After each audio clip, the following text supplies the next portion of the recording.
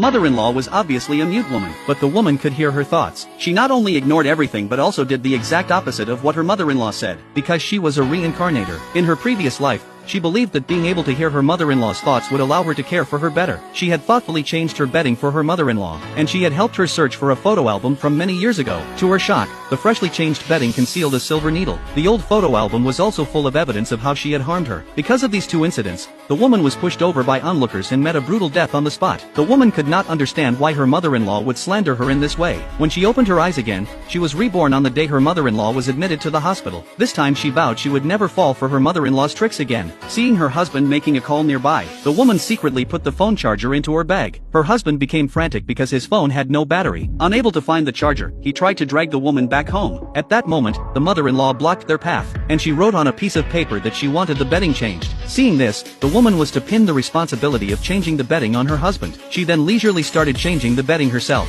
Meanwhile, her husband grew anxious because his phone was dead. He shoved the woman aside and changed the bedding himself. Afterwards, the mother-in-law returned from the examination room and saw the bedding had been changed. She lay down and deliberately let out a painful cry, and pulled out a pre-hidden silver needle. When she tries to smear the woman for hurting her, the woman deliberately questioned her husband about why he had hidden a needle inside the bedding. The husband, hearing this, was baffled by what had occurred. At that moment, the onlookers began to condemn the man as unfilial. The man turned to ask his mother to explain. Unexpectedly,